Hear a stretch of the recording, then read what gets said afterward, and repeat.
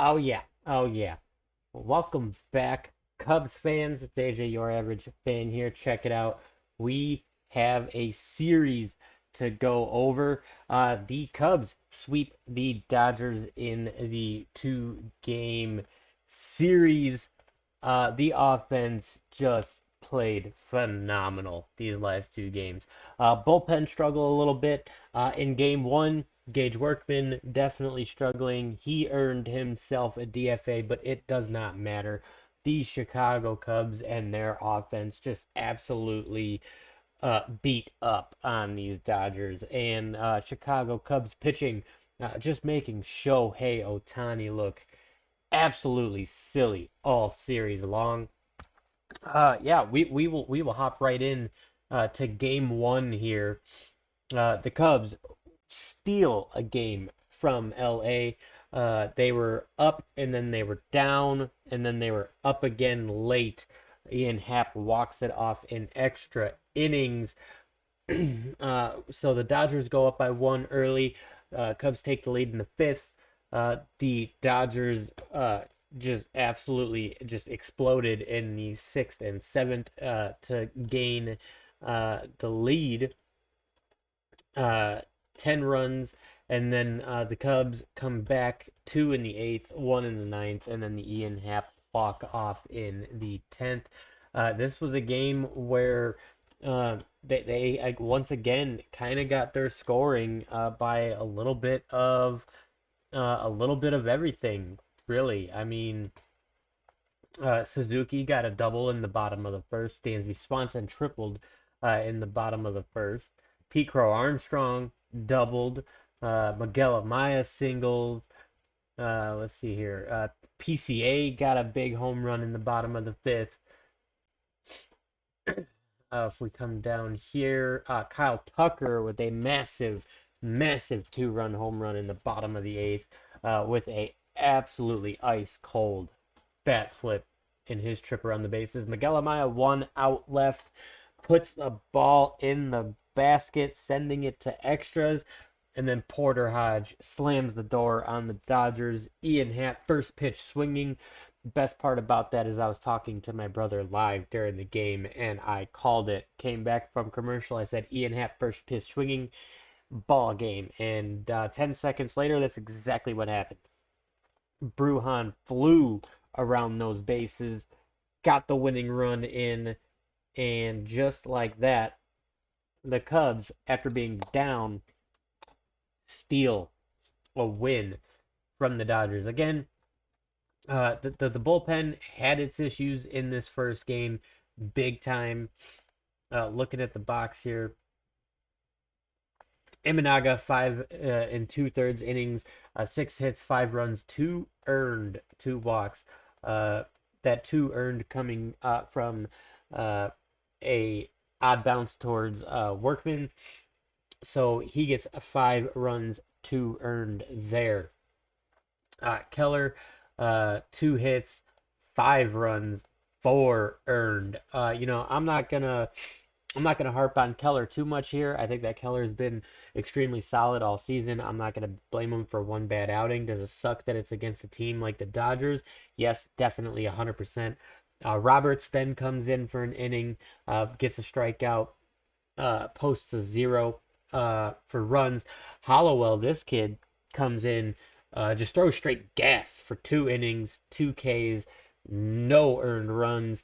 Absolutely awesome. And like I said, Hodge coming in the 10th for an inning to slam the door, which is even more impressive with the man on second there, bringing his inflated ERA back down from an 8 to a 6.17.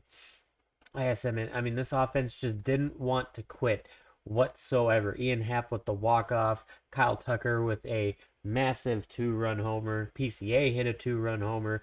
As we look in the box score, everybody really produced in this game. Ian Happ 4 for 5 with a walk. He's really starting to heat up. His batting average has gone up about 50 points in his last 6 games or so. Kyle Tucker, 3 for 4, 2 RBIs with another walk, 320. And this is actually from the posted game yesterday, so that these averages are subject to change after today's game. We will go over that. Suzuki 2 for 5, 2 RBIs, 2 strikeouts. Michael Bush, you know, he went 0 for 4 with 2 strikeouts. Down day for him, but that's okay because he bounced back today. We will get into that. Kelly and Birdie both went 0 for 0. Kelly did take a walk though. Swanson 1 for 4 with an RBI, 2 strikeouts and a walk. Horner went 2 for 5 with a strikeout. PCA 3 for 5 with a strikeout. Amaya 2 for 5 with a strikeout, 2 RBIs. Yeah, PCA his batting average is also rapidly climbing up that pole. I mean, he's seeing beach balls right now, and he's putting the ball practically wherever he wants. I mean, back-to-back days with a homer for the second time now. I mean, this guy's just playing out of his mind. Workman 0 for 3 with a punch out. Turner 0 for 2 with 2 punch outs. Bruhan scores a run. So the totals for yesterday's game: 42 at bats, 11 runs on 17 hits, 11 RBIs, 4 walks, 12 strikeouts. The Cubs had faced a couple of really good pitchers the last 4 games or so. So the walk number that we have been seeing being up around that 6, 7, 8 range is down just a little bit. But even with that, there's the offense is just producing absolutely out of their mind. And also to give Imanaga his credit, he got knocked around very early. For him to just grind out 5 2/3 innings, I think that is extremely underrated. I do think that we're seeing a version of Imanaga that maybe he didn't even think he would have to deal with right now at this point. He's getting hit early in the game, but he's not letting that get to him. I mean, he's still getting 5 2/3, 5 1/3, 6 innings. He's just having a run number attached to that. I do think that, I do think that he will level himself back out and he will get back to, Shota Imanaga form. But that run total with the earned only being 2 really helped his ERA, kept it down at a 2.38. And again, just to talk about Hollowell and Hodge. Hollowell really gave you the opportunity to let your offense get back into that game in a low leverage spot. The Dodgers had the lead at that point, but for Hollowell to come in and just give your offense that chance, and then once you go into extras, Porter Hodge coming in, slamming the door with that auto runner on second. I think that he did a fantastic job as well. Cubs finally steal one for sure, and to do it against the Dodgers is even that more sweet. And with that, we will walk into tonight's game. Tonight's game, absolutely fantastic. It was a back and forth affair all night long, but it was extremely exciting to watch nonetheless. I had a blast watching it. I was again texting back and forth with my brother the entire game. LA goes up in the third, 2-0. Then the Cubs immediately answer back with 3 runs to take the lead. LA goes and scores 3 more to take the lead. And then the Cubs answer back with 4, take the lead, allow 1 more to the Dodgers, and that would end up being the final line 6-7. However, let's uh, let's just talk about one massive thing that the pitchers did here over the course of this series, and I think that this needs to really be talked about. Shohei Ohtani, right? He went 1 for 9 against Cubs pitching this series. 1 for 9. 3 strikeouts in yesterday's game, a strikeout again today.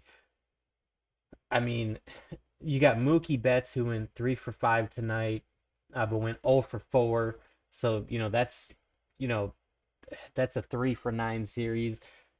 I mean, you really kept some of these high hitting guys really at bay. I mean, guys like Hernandez definitely got to you. Edman, I think, got a home run in there. The other Hernandez got a home run in there. But really, to take this team that you're fighting for first place in offensive statistics to really silence an order that is led off by Shohei Ohtani, I think that that is a severely underrated stat that I hope that every other Cubs podcast touches on tonight and tomorrow when everyone is doing their podcast. Keeping Ohtani at bay like that, I think that says a lot because against the Cubs, he bats 112 on the season, and against everybody else, he's batting like 310 or something like that. So, we'll go through this whole scoring thing. Teoscar Hernandez singles in the first that allows Conforto and Barnes to score. That puts LA up. In the bottom of the fourth, P. Crow Armstrong hits a three-run homer. Absolute beauty of a swing, by the way. He went and just about golfed this ball out of the dirt like we used to see Javi Baez and Anthony Rizzo do back in the day. But a massive three-run homer. Swanson, Nico, and PCA all score on that play. In the bottom or the top of the fifth, Mookie Betts scores. Miguel Rojas will score that ties up the game. Later that same inning, Hernandez hits a fly ball. Mookie Betts also scores, so that puts them up 5-3. In the bottom of the fifth, Dansby Swanson singles on a ground ball to center field. Kyle Tucker scores. Justin Turner scores. That ties the game. And then Nico Horner out on a sacrifice fly that allows Michael Bush to score. That puts Chicago up 6-5. And then PCA singles on a ground ball, and that allows Swanson to score. That puts the Cubs up to 7. And then Andy Pages homers in the top of the 6th, and that puts LA at 6, which is what that final line ends up being. But if you run down the box score here, Ian Happ, a little bit of an off day today, 1 for 5 with a strikeout. Again, he's starting to turn that corner. Like I said, his average is coming up. His OPS is also coming up. He is now at a 718 OPS, which is good. I mean, he's always hitting the ball hard. It just seems to be on a line and it's finding somebody's glove. It's just really a lot of unlucky hitting for Ian Happ to start the year, but his numbers are coming way up. And then right behind him will be PCA. He's another guy that's climbing that ladder extremely quick. But if we move down, uh, Kyle Tucker went 0 for 2 today, but he did score a run, took 2 walks. He's at a 314 average, still with a 1060 OPS. That's just absolutely insane so far. Turner goes 1 for 3 with a walk and a strikeout. That brings him up to 154 with a 446 OPS. Michael Bush, he goes 1 for 2, 2 walks today, so that puts him at a 306 and a 973 OPS. I'm telling you guys, I thought that you know I thought that Kyle Tucker and Suzuki being 2-3 in the lineup was going to be absolutely dangerous because of uh, just because of how Suzuki started hitting at the end of the year and how he began this year hitting. But now you have Michael Bush in there at a 306 and a 973. I mean, if you get Hap Tucker and Suzuki on base, I mean, what do you do with Bush? I mean, now you have to pitch to him. You have to hope that you can get him out or get a ground double play ball out of him, because I mean the guy's just hitting and he's hitting definitely a lot for slug. I mean that OPS is definitely reflecting that. Dansby Swanson, he goes 2 for 4, scores 2 runs, 2 RBIs with a strikeout. That brings him up to a 192. So he again starting to turn things around. He was sitting down there at a 140, 160 for quite a while, so he's coming back up to that 200 mark. 606 OPS though, so when he does hit the ball, it's definitely doubles, triples, and home runs that is helping him out there. Nico Horner over 2 tonight, but he did score a run, an RBI, and a walk. So that puts him at a 302 with a 707 OPS. Excellent work out of Nico Horner. This is the kind of guy that you want to see. You get a 300 and a 750 OPS out of him. that's just going to be fantastic if you can keep that up towards the bottom of the order. That's what you really want. And then Pete Crow Armstrong, this is where it's like having Nico Horner and Pete Crow Armstrong back to back in the lineup day in and day out. This is like having Hap and Tucker up at the top of the lineup because PCA 3 for 4, 4 RBIs, a 294 average, 888 OPS. His numbers are climbing in a hurry. And again, and the big line here for him is no strikeouts today. So PCA with going 3 for 4 and uh, and 3 for 5. That puts him at a 6 for 9 series. That is absolutely astronomically insane. You'd love to see that. And then Carson Kelly, no slouch. I mean, sure he didn't get a hit tonight. He went 0 for 3, but he did take a walk. His average still up at a 342 with a 1414 OPS. That's just absolutely crazy to think about. Birdie 0 for 4 tonight with 4 Ks. That's 219 with a 525 OPS. The final line tonight. This is the Cubs that definitely started off the season 29 at bats, 7 runs on 8 hits, 7 walks and 8 strikeouts. Like I said, if you're keeping that walk and strikeout number around the same, or you're keeping that walk number above your strikeouts. I know that above your strikeouts can't happen all the time, hardly at all, actually. But if you're keeping those walks and strikeouts around the same, you're keeping your strikeouts, somewhere around 8 to 10, but your walks are up there between 6 and 10. I mean, that leads to a lot of offensive production. I mean, it really does. Um, so yeah, I think that offensively this Cubs team is really hard to stop. They had a graphic in the middle of the game. I want to say before PCA's home run actually, that the Cubs are putting up better offensive numbers than the 2016 season through the first 25 games. And yeah, I mean you're getting production all over the place. I mean when you have one guy who struggles, like for instance tonight, Kelly, you have a guy like PCA that's right there to pick up his slack. If we look at the game before, you have Michael Bush struggled. Uh, but you had Crow Armstrong and Ian Happ there to pick him up. So you're not getting 3 4 guys out of the lineup that are struggling at any given time.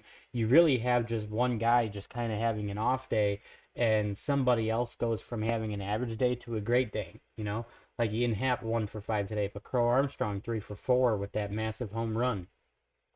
So, I mean, I love what the offense is doing. I mean, you don't have one guy trying to put the offense on his back to win these games. The offense just does not quit. And then if we look at the pitching, this was very much like what we saw out of Imanaga yesterday. Boyd absolutely grinded out this start to get the win. Uh, 10 hits, 6 runs, 3 earned, 1 walk, 4 Ks, 2 home runs. That still keeps him at a 2.54 ERA because of the runs that count as earned. Definitely not his cleanest game, but to really stretch it to 6 innings, uh, I mean, that gamble on Council, I thought he was crazy. I would have went to the bullpen after 5, to be honest. But he let it ride, and it worked. It really worked. That one paid off. Palencia throwing straight gas, man, just absolute gas. He allowed a hit, got a strikeout. That puts his ERA at a 3.18, so that brings his ERA down a little bit. Merriweather, cool, calm, collected. Hey, hi, see ya, how you doing? 1 inning, 2 strikeouts, 1.74 ERA, and then Hodge once again back-to-back days in a high leverage 1 run situation. Gets the save tonight. I'm surprised we didn't see Presley. I suppose just based off of how the game ended yesterday, I could see Council thinking that Hodges' odds against that portion of the lineup against LA really could have played into his favor, and I agree. I definitely think it did. He goes an inning, gets a punch out, brings his ERA even further back down to a 5.68. So he is rapidly descending in that ERA department, which is good. His ERA is just strictly inflated for one bad outing that was actually pretty recent. So seeing that turnaround, that's absolutely fantastic. Totals: 9 innings pitched, 11 hits, 6 runs, 3 earned runs, 1 walk, 8 strikeouts, and 2 home runs.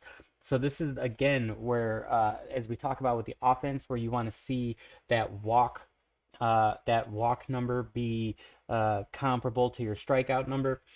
This is where you want to see the exact opposite, and the pitching handled business today. 1 walk to 8 strikeouts.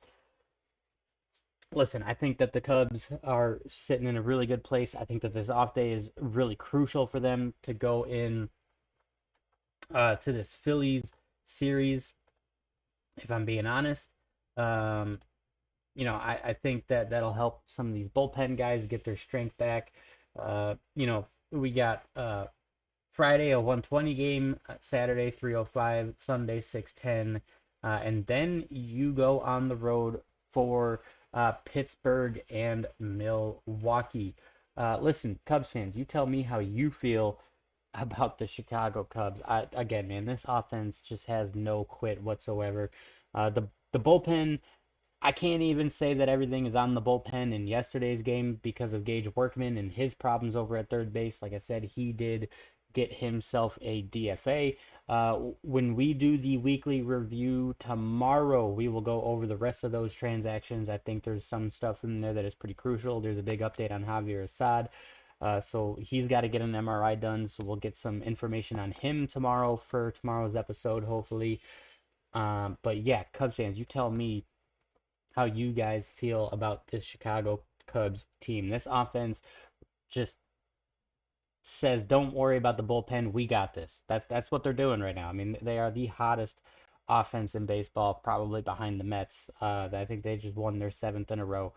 Let me know what you think about the pitching. I think that the pitching, I think that there's guys that are coming around and are trending in the right direction. It feels like that seventh inning is just that spot that you really have to kind of focus in on and figure out.